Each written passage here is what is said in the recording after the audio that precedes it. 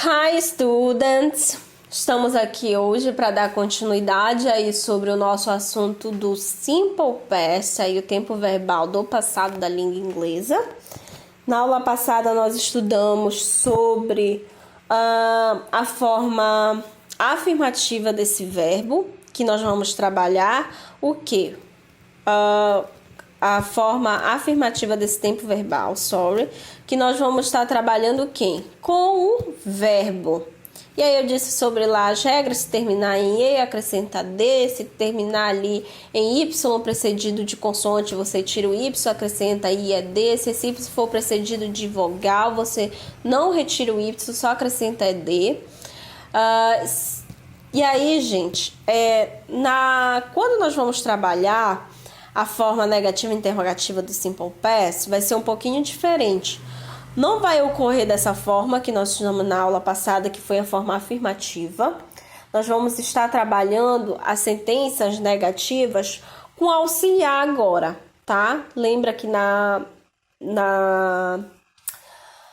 afirmativa, desculpa, gente, às vezes dá um momento Dory.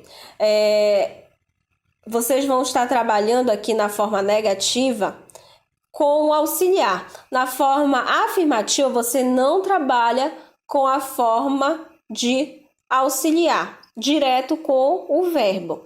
E aí eu trouxe para vocês aqui. Para as sentenças negativas do Simple Past, tá? É necessário utilizar o auxiliar did, mais o not, porque nós estamos trabalhando com negativa.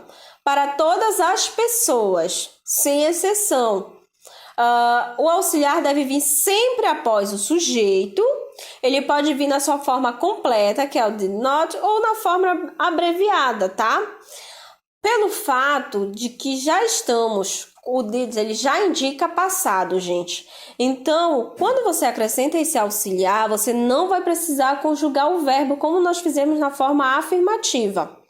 Aqui, vocês vão o quê? O verbo, ele vai vir ser o infinitivo e jamais conjugado no passado, porque senão ele vai ficar o quê?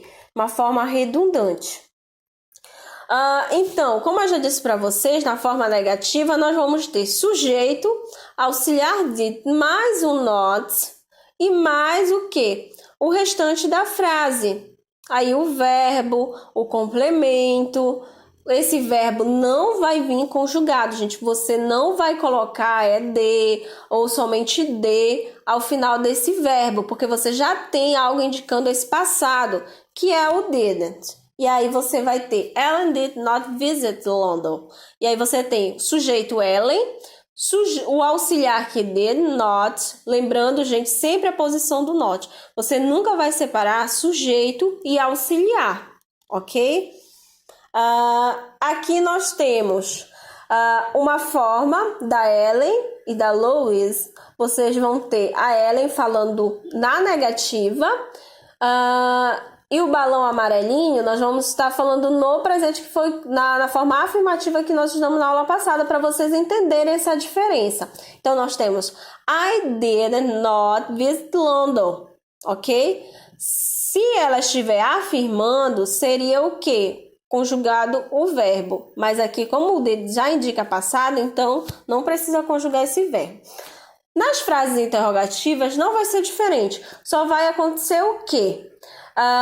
Você vai usar o didn't, logo você vai lembrar que o verbo não vai ser conjugado, e na construção das frases interrogativas nós temos o quê? Primeiro o auxiliar e depois o sujeito. Então nós vamos ter did seguido do sujeito, mais o verbo no infinitivo aí sem o to, sem conjugar esse verbo, gente, por favor, não esqueçam disso, e mais o complemento, e aí vocês vão colocar ponto de interrogação, porque nós estamos falando de uma forma interrogativa.